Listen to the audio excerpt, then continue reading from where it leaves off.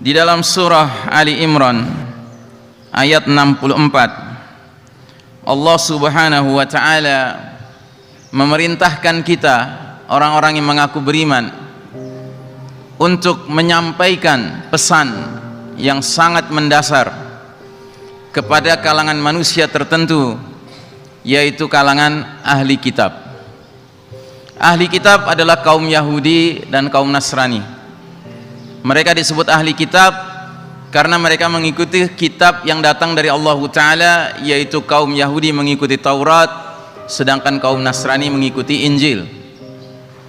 Sekalipun kita sadar dan yakin bahwa Taurat dan Injil hari ini sudah tidak asli sebagaimana awalnya diwahyukan kepada Musa alaihissalam dan kepada Isa alaihissalam, namun tetap kita memandang mereka yang mengaku sebagai Yahudi dan Nasrani sebagai kaum ahli kitab. Apa kata Allah Ta'ala?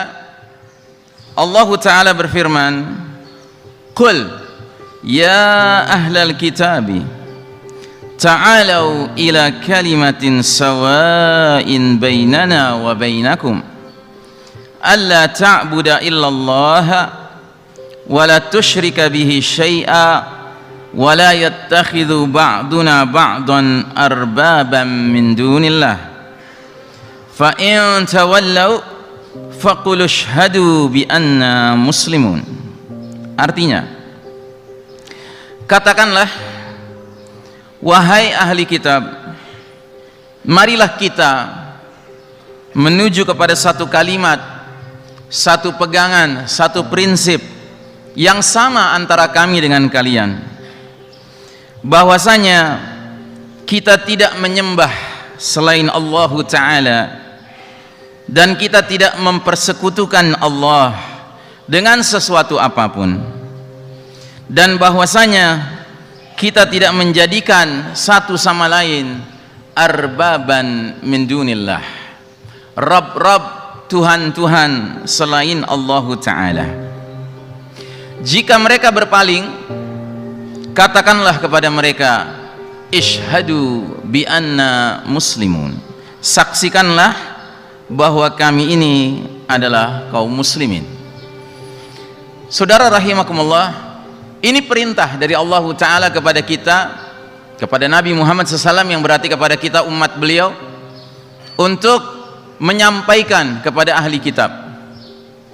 Dan ternyata yang kita disuruh menyampaikan kepada mereka adalah mengingatkan kepada mereka bahwa sebenarnya antara kita dengan mereka mempunyai pegangan yang sama. Apa itu pegangannya? Pegangannya adalah alla na'budu illallah. Hendaknya kita tidak menyembah sesuatu apapun selain Allah Ta'ala. Jadi saudaraku rahimakumullah, melalui bagian awal dari ayat ini jelas bahwa sebenarnya mereka yang mengaku kaum Nasrani dan kaum Yahudi semestinya memiliki pegangan yang sama dengan kita, yaitu kalimat la ilaha illallah, tiada ilah yang kita sembah melainkan Allah Ta'ala. Sebab itulah ajaran Nabi Musa alaihissalam, dan itulah ajaran Nabi Isa alaihissalam, bahkan itulah ajaran seluruh al-anbiya wal mursalin alaihimussalam, segenap para nabi dan para rasul. Karenanya dalam Al-Quran banyak sekali ayat-ayat di mana Allah Ta'ala menyebutkan nabi-nabi terdahulu senantiasa menyampaikan kepada kaumnya, ya qaumi u'budullah wa la tattakhidhu min dunihi ilahan, sembahlah Allah semata dan janganlah kalian menjadikan selain Allah sebagai ilah, sebagai Tuhan. Pertanyaannya, pernahkah kita menyampaikan hal ini kepada kaum Nasrani di sekeliling kita? Katakanlah kita tidak tinggal di sebuah negeri yang ada kaum Yahudinya, tapi kepada kaum Nasraninya pernahkah kita menyampaikan ini? Jangan-jangan nggak pernah. Kemudian Allah Ta'ala melanjutkan perintahnya dengan mengatakan, wala nusyrika bihi syai'an, dan hendaknya janganlah kita mempersekutukan Allah dengan sesuatu apapun. Jadi ini pun termasuk pegangan yang mestinya dipegang oleh kaum Nasrani dan kaum Yahudi, bahwasanya mereka tidak dibenarkan untuk mempersekutukan Allah dengan sesuatu apapun. Karenanya kalau hari ini kita mendengar khususnya kaum Nasrani, mereka menganggap Allah Ta'ala memiliki anak, atau bahkan selain Allah Ta'ala mereka sebut sebagai Tuhan. Dalam hal ini mereka akan meyakini bahwasanya Isa alaihissalam, kata kita yang mereka sebut Yesus Kristus, itu adalah Tuhan mereka, padahal tidak dibenarkan, mustahil. Ini bukan suatu perkara yang mungkin terjadi, tidak mungkin terjadi. Karenanya ada sebuah surah di dalam Al-Quran yang kata Nabi Sallallahu Alaihi Wasallam, apabila kita membacanya, nilainya sama dengan kita sudah membaca sepertiga Al-Quran. Surat apa itu? Surat Al-Ikhlas.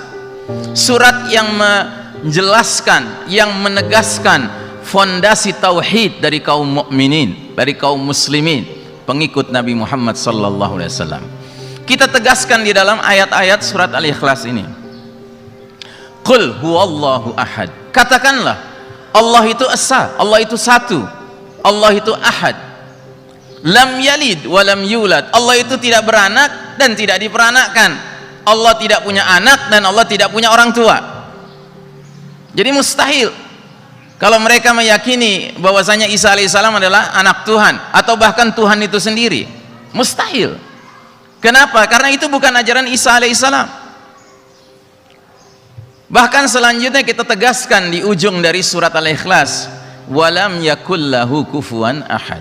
Allah itu tidak bisa diserupakan dengan sesuatu apapun, dengan siapapun. Karenanya saudaraku rahimakumullah, itulah sebabnya di dalam hadis-hadis Nabi Muhammad sallallahu alaihi wasallam berbicara tentang akhiruz zaman, apa-apa peristiwa yang akan terjadi menjelang as-saah tiba, menjelang kiamat tiba.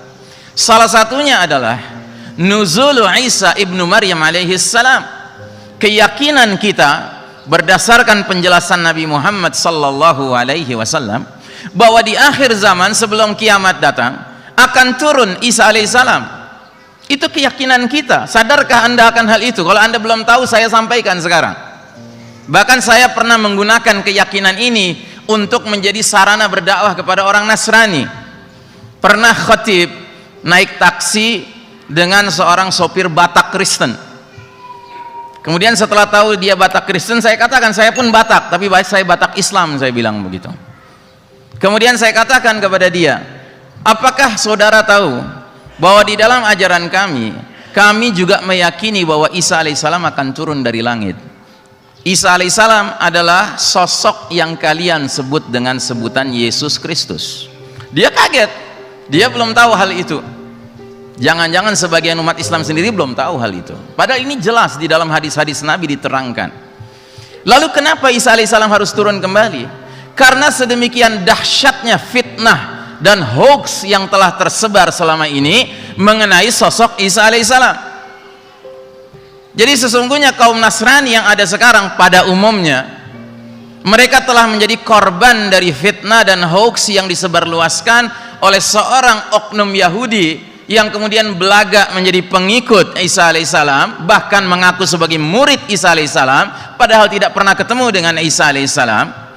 Di mana sosok ini bernama Paulus. Paulus inilah yang pertama kali mengkreasi, mengarang sebuah ajaran yang namanya Trinitas. Ajaran yang mengajarkan kepada kaum Nasrani bahwasanya Tuhan itu satu dalam tiga dan tiga dalam satu. Padahal tidak ada ajaran itu dari Isa alaihissalam.